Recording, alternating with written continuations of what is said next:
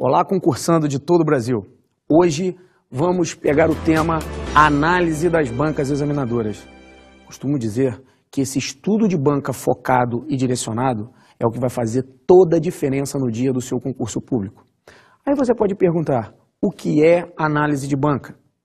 Pois bem, a análise de banca é fundamental antes de pensar em fazer qualquer concurso público, inclusive antes de focar o que você quer, a área de concurso público que você quer. As bancas examinadoras no Brasil estão completamente profissionalizadas. Não existe mais banca examinadora amadora. As bancas trabalham com isso há vários anos. CESP-UNB, ESAF, FCC, FUNRIO, SESGRAN-Rio, FUNIVERSA, enfim, as mais diversas bancas examinadoras do Brasil serão analisadas aqui de forma objetiva, de forma direta e de forma que consiga diretamente mudar a sua perspectiva na prova. Vamos agora pegar o tópico entendendo como funcionam as bancas examinadoras. Cada banca examinadora tem uma função própria e um jeito todo peculiar de desenvolver as questões de concursos públicos. As bancas examinadoras, elas determinam a forma qual a prova vai ser realizada. Formatações padrões A, B, C, D e E, formatação certa e errado, formatação somente uma certa, duas certas, três corretas, nenhuma está certa. Cada uma das questões, cada formatação de banca é feito de uma forma para que você domine, para que você entenda e não chegue perdido no dia da prova. Cada banca examinadora tem uma peculiaridade própria e vai ser estudada aqui, ponto a ponto. Aí você pode se perguntar, é importante conhecer as bancas examinadoras? Sim, claro que é importante. Até porque o tempo de medida de prova é extremamente importante. A formatação com que você vai fazer a prova, o horário. Para você ter uma ideia, as bancas examinadoras hoje não deixam você usar relógio na banca examinadora.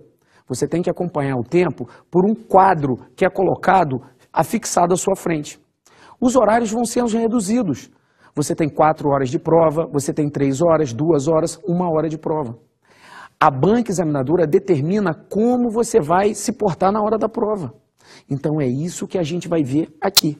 A elaboração, a divulgação e organização, como a banca examinadora trata a sua prova, como ela trata você, inclusive no dia da prova. Se você pode usar qualquer tipo de equipamento, se você não pode, a forma de você se vestir, tudo isso vai ser acrescentado e vai ser dito aqui. Análise e forma de que a banca julga o resultado da sua prova. Por exemplo, não adianta brigar com a banca examinadora.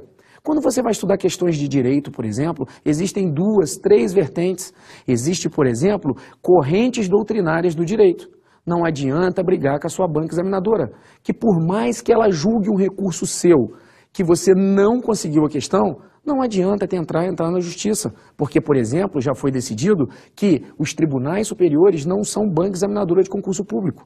Então você tem que acompanhar o posicionamento da banca. Como você consegue acompanhar esses posicionamentos? Você consegue acompanhar através de feitura de exercícios anteriores. Resolução de exercício é extremamente importante para conhecer a sua banca examinadora. Organizar e planejar os estudos focado diretamente no que a banca examinadora está pedindo. Por exemplo, existem bancas examinadoras que cobram 40%, 50% e às vezes até 60% do conteúdo programático voltado para o português. Então você tem que se preparar direcionado para o que a sua banca quer. Realizar provas anteriores da banca examinadora. Um bom exemplo é você ver a diferença drástica entre a CESP-UNB e a ESAF. Se você não realizar provas anteriores, você não sabe até onde a banca quer chegar. Por exemplo, se você pega uma banca comum, uma banca geral, inclusive dos estados, ela vai dizer que você tem expectativa de direito à nomeação. Você pega a banca CESP-UNB, ela vai dizer que você tem direito subjetivo à nomeação. São dois posicionamentos do direito administrativo onde você só consegue identificar realizando provas anteriores. Por vezes alunos chegam e perguntam, professor, por que a banca examinadora pega a corrente minoritária do direito e não a majoritária? Porque o examinador, a pessoa que elabora as suas questões, segue o posicionamento da doutrina minoritária.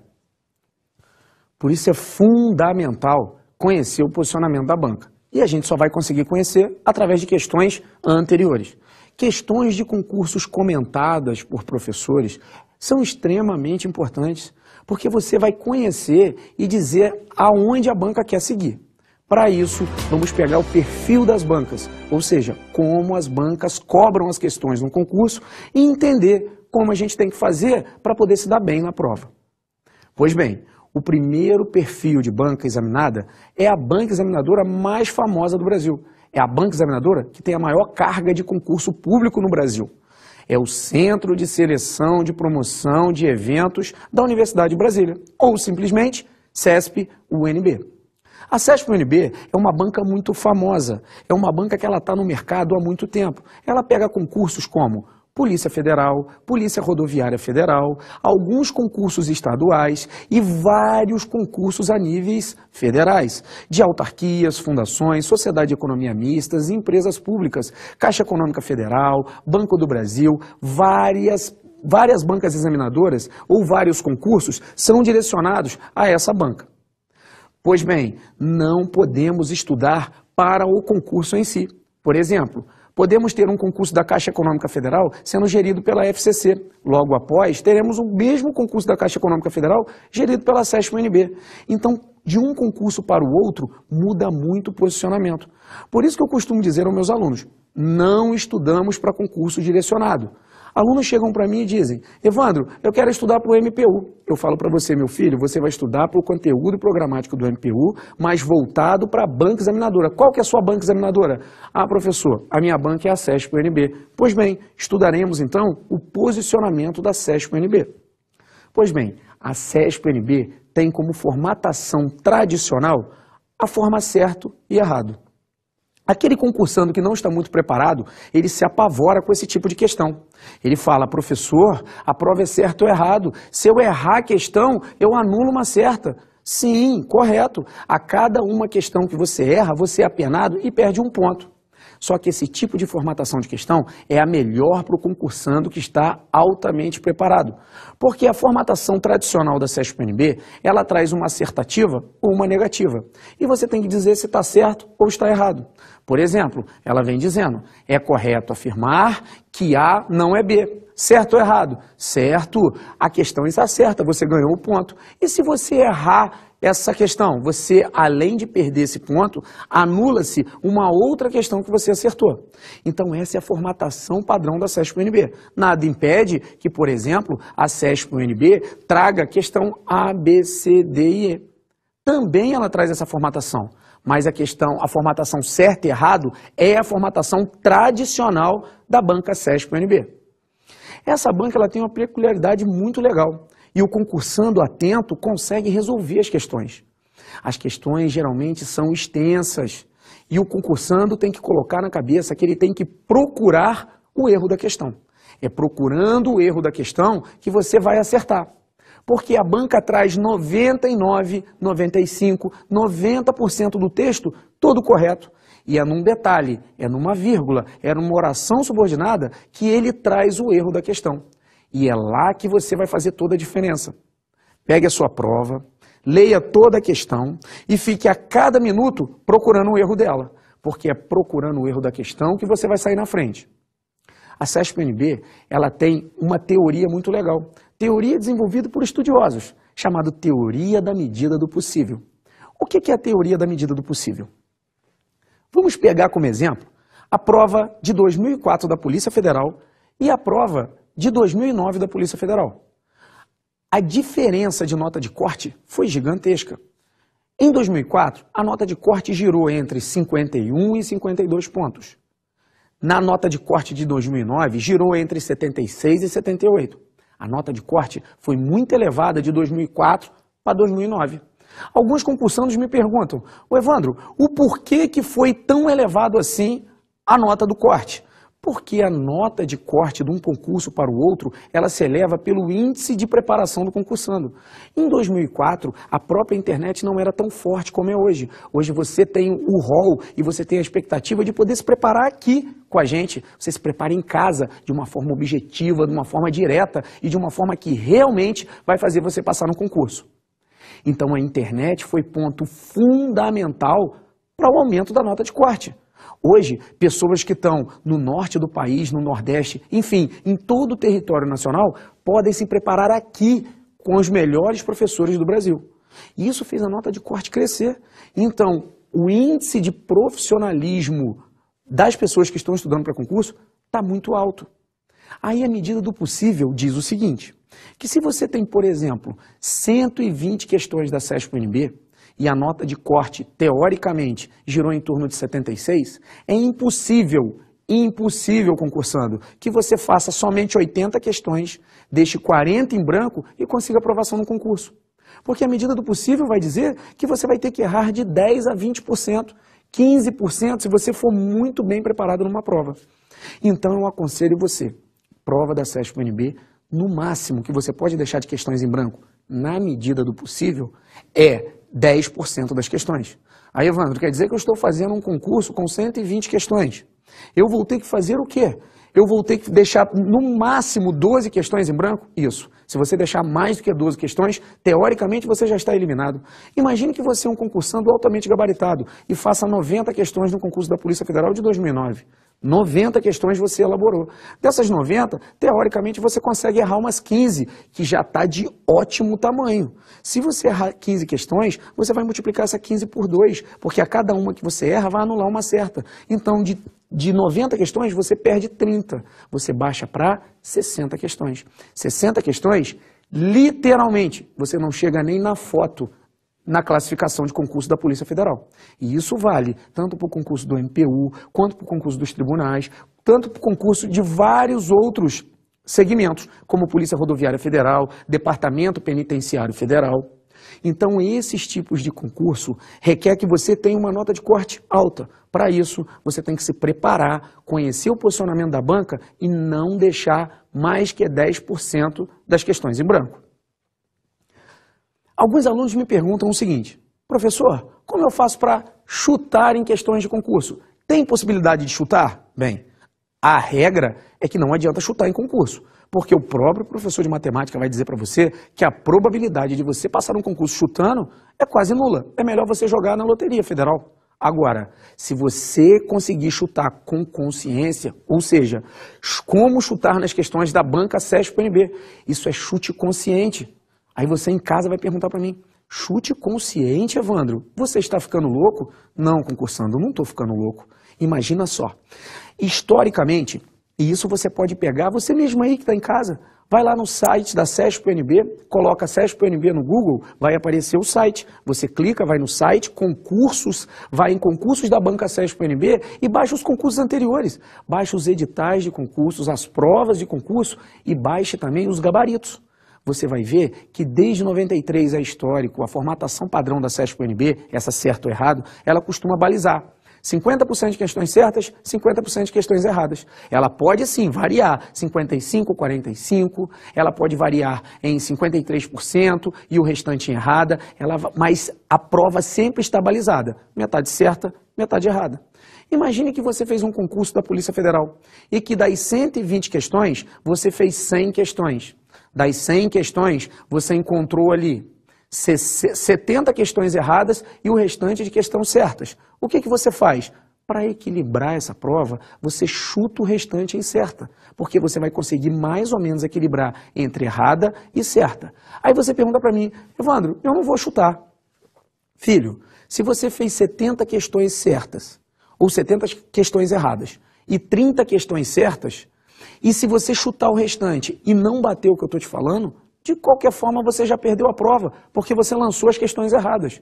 Então, as provas na CESP-UNB têm que se equiparar. Aí você diz para mim, Evandro, como eu faço isso? Fácil. Você fez 100 questões na prova da CESP-UNB? Correto. Das 100 questões, você vai pegar a tua prova, no finalzinho da prova, antes de mandar para o gabarito definitivo, e você vai comparar. Você vai ver, nossa, eu fiz 70 questões certas e eu fiz 30 questões erradas. Eu vou lembrar do professor Evandro falar e eu vou chutar o restante para poder equilibrar a prova. Se você fizer isso, é chamado chute consciente. Porque das 100 questões, você fez ela bem feito, porque você está preparado. Você vai perder ponto. Naturalmente, você perde ponto. mas você ganha mais do que perde. Eu sou prova viva disso. O concurso da Polícia Federal de 2009, eu deixei algumas questões em branco. Eu chutei as questões e ganhei 8 pontos. Para tanto, eu fui muito bem classificado e aprovado dentro do número de vagas por concurso de escrivão da Polícia Federal. Então, pode acreditar, eu mesmo fiz isso em 4 concursos públicos. Todos os 4 da CESP-UNB, todos os 4 funcionaram e todos os 4 eu passei dentro do número de vagas. Os meus alunos fazem e dão retorno da mesma forma. E você que está em casa vai estudar, vai tentar e vai fazer as provas anteriores em casa. Você vai fazer a prova em casa, como se fosse um simulado. E no final você vai tentar a técnica que eu acabei de dizer para você. Tempo médio de preparação para a CESP-UNB. O tempo médio de preparação é de 8 meses a 2 anos. Essa banca, ela requer uma atenção muito especial concursando.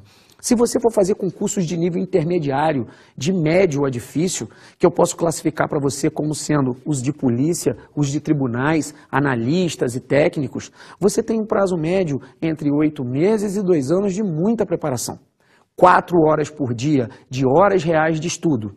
O que são horas reais de estudo? É aquela hora que você para o cronômetro, abre o cronômetro e começa a estudar. Foi no banheiro? Para o cronômetro. Voltou do banheiro? Abre o cronômetro. Você vai ficar 4 horas reais estudando para o concurso da CESP-UNB. Isso numa média de 8 meses a 2 anos. Se você fizer isso, com certeza a CESP-UNB não será mistério na sua vida. Uma banca boa, uma banca agradável de se fazer, multidisciplinar, porque se você não souber a gramática, se você não entender o português, você não desenvolve as questões, por exemplo, de direito.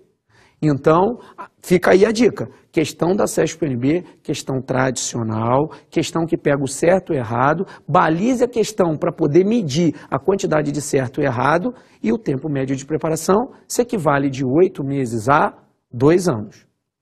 As dicas finais da CESP-UNB dizem o seguinte: eventualmente podem ocorrer questões de múltipla escolha, cuja probabilidade de acerto no chute é de 20%. No entanto, nesse caso, o candidato não é penalizado se chutar e errar uma das alternativas propostas, pois não existe fator de correção. O importante é concatenar as ideias.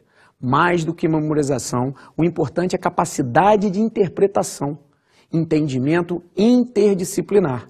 Porque a banca CESP-UNB cobra de você que você entenda, saiba, tenha noção do português, inclusive para acertar questões na área do direito. E ela pega todos os concursos da área federal e estaduais. Então, vamos concatenar as ideias e saber que hoje, para você que quer um concurso de nível intermediário para difícil, a banca é a CESP-UNB. Passaremos agora para a Escola Superior de Administração Fazendária, ESAF. A formatação tradicional dessa banca é A, B, C, D e E. O importante dessa banca é você estudar o edital, conhecer o edital, porque, por exemplo, a ESAF pega as áreas fiscais, são os concursos de mais alto índice de entendimento. Por incrível que pareça, são os concursos mais difíceis, mas a banca, na sua maioria, ela quer o candidato mediano, porque ela cobra número mínimo de acerto em cada disciplina.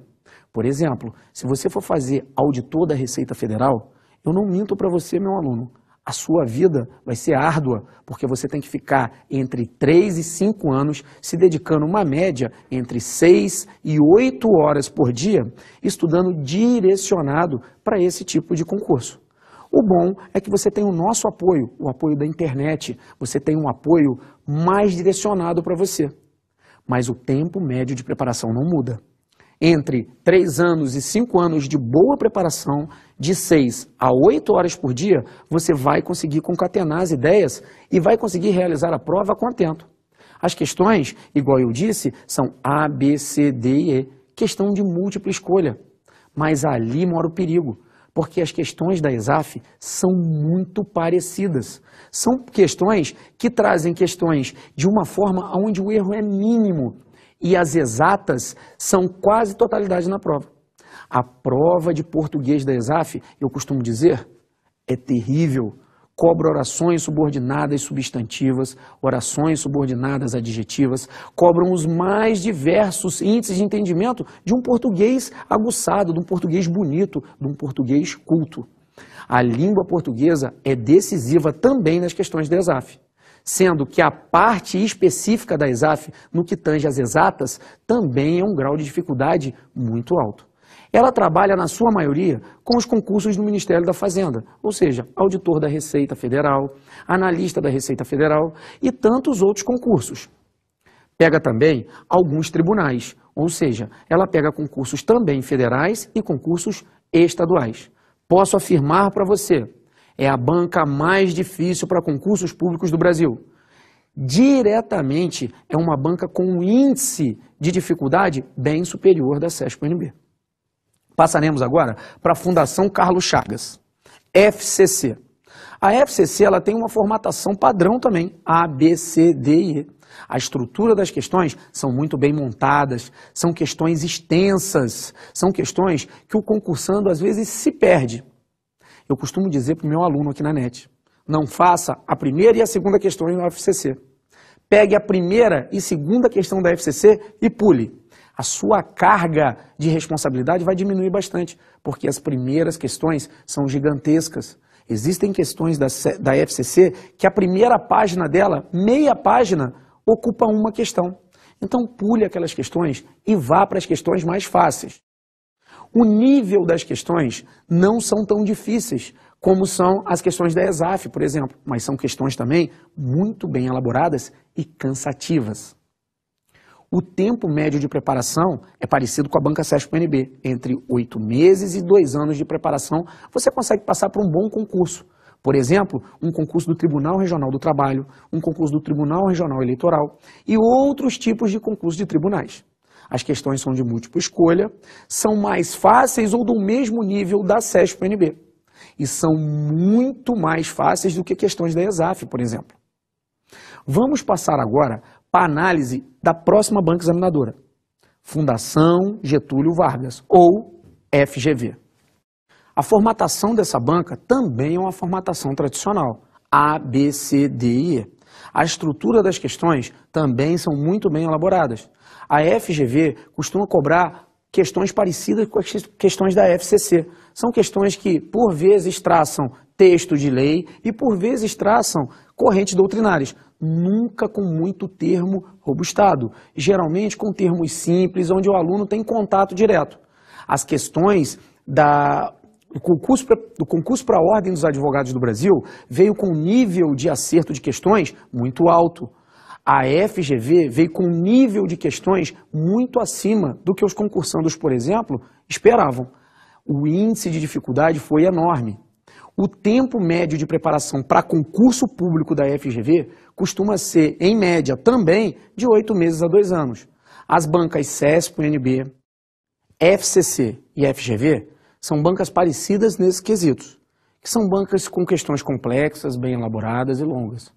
O conteúdo da FGV é conteúdo de memorização, mas não só isso. São conteúdos memorizados que determinam, por exemplo, na banca de direito, nas questões de direito, que você tem que ter o conceito e o conteúdo de texto de lei e também os conteúdos de correntes doutrinárias. A análise de itens é extremamente importante, porque é o comando de questão que vai determinar o que você vai fazer na prova. A Fundação Carlos Chagas, ela se aproxima bastante da FGV.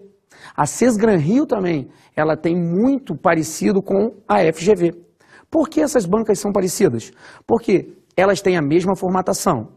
FCC, FGV e Sesgran-Rio, elas costumam ser questões de A, B, C, D e E, de conteúdo muito longo e, em certos momentos, elas cobram texto de lei.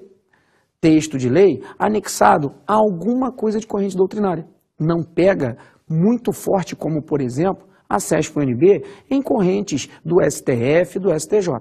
Então fica aí a dica. São bancas muito parecidas. Fundação Carlos Chagas, FCC e Sesgran-Rio são bancas que você estudando para uma banca, você pode ter certeza, você vai bem no conteúdo de outra. Agora vamos tentar estudar a Fundação Universa, ou como diz os concursandos, ou costumam tratar os concursandos, Funiversa. É uma banca que ela é centralizada no Distrito Federal e em Tocantins. A formatação tradicional dela costuma ser A, B, C, D e E, mas ela tem uma peculiaridade. Por exemplo, quando ela elabora questões da Polícia Civil do Distrito Federal, por exemplo, costuma vir na formatação somente uma certa, somente duas, somente três, somente quatro certas, todas estão certas ou nenhuma está certa. Esse tipo de questão costuma apavorar você concursando, porque as questões são questões de alta complexidade. Imagine que você tenha 1, 2, 3, 4, 5 itens e na análise desse item você não pode errar nenhum. O índice de chute nessa banca é muito curto, você tem que ter entendimento e ir muito bem preparado. A estrutura das questões são geralmente bem estruturadas, questões longas e questões que pegam a língua portuguesa também como matéria de interdisciplinaridade. Você tem também o nível das questões elevado. Eu costumo comparar a Fundação Universa à ESAF no que tange o nível das questões, nível de dificuldade das questões. A especificidade dessa banca é que faz toda a diferença. A banca, ela vem da Universidade Católica de Brasília, UCB. Por isso, essa banca, ela centraliza os concursos públicos em Brasília e Tocantins. As questões, quando vêm de múltipla escolha, são questões de alta complexidade, questões de análise profunda. Como eu disse para você, quando você pega questões que é só uma certa, somente duas certas, somente três certas, e os itens não dão muito abertura para você no que tange a chute, você tem que estar muito bem preparado para esse tipo de questão. Os enunciados são longos. De todas as bancas examinadoras, é a banca que cobra o enunciado mais longo. Costuma ser 1/3 de uma folha totalmente direcionada ao enunciado. E não tem possibilidade de acertar as questões sem ler o enunciado. A capacidade de interpretação do aluno que vai fazer essa prova tem que ser alta. Os conteúdos também são memorizados, cobram bastante texto de lei. Os concursos, como eu disse, são direcionados ao Distrito Federal e ao Estado do Tocantins. Vamos agora passar para a Fundação de Apoio à Pesquisa, Ensino e Assistência, FUNRIO. A formatação da banca FUNRIO também é formatação A, B, C, D e E, só que ela tem algo fundamental nela. Por exemplo, o português da banca FUNRIO, a língua portuguesa é totalmente direcionada a ela. São questões que versam sobre nível fundamental. São questões que não se aprofundam tanto no português. Por isso mora o perigo, porque o concursando costuma estudar as formatações da SESP-UNB, ESAF, FCC, SESGRAN Rio, FGV, e quando topa com o concurso da FUNRIO, ele se assusta, porque o português é elementar, o português é básico, são coisas que você não estuda no dia a dia e está arriscado a você errar. Então faça questões anteriores da FUNRIO para saber até onde ela quer chegar. A estrutura das questões são simples, mas são questões de memorização profunda. O nível das questões não são tão difíceis, só que são questões cansativas. E eu posso dizer que são questões até certo ponto mal elaboradas. A especificidade da banca se dá que ela, por vezes, cobra demais um conteúdo em detrimento ao restante do edital. Por exemplo, no concurso de agente penitenciário federal de 2008, eu vou dar esse concurso como exemplo da FUNRIO. Ela cobrou, por exemplo, improbidade administrativa em 5 questões e detrimento do restante do edital. Isso no que tange a parte de direito. Ela cobra demais um tópico e menos outro tópico. Para isso, o concursando deve estar intimamente ligado ao edital. A ESAF, por exemplo, ela costuma abranger todo o edital. Dificilmente um tópico fica de fora, porque ela quer um candidato mediano, um candidato que estudou todo o conteúdo, um candidato bem preparado. Eu costumo encontrar com alunos e o aluno chega para mim e diz: poxa, professor, eu não estava tão bem preparado para a FUNRIO e passei. E o outro colega, que estava muito mais preparado, não passou. Lógico, às vezes você, que não estudou tanto, estudou um conteúdo específico que mais caiu na banca FUNRIO. Por fim, há de se ressaltar que a banca FUNRIO não é uma banca que agrada os concurseiros do Brasil.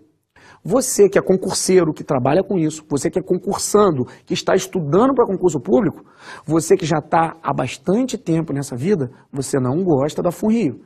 Os concursandos profissionais preferem a CESP-UNB, a ESAF, a FCC ou a FGV, que são bancas que você estuda direcionado e consegue prever as questões baseado em questões anteriores. Ou seja, a gente sabe para onde a banca vai levar. Já a FUNRIO, nós ficamos literalmente perdidos.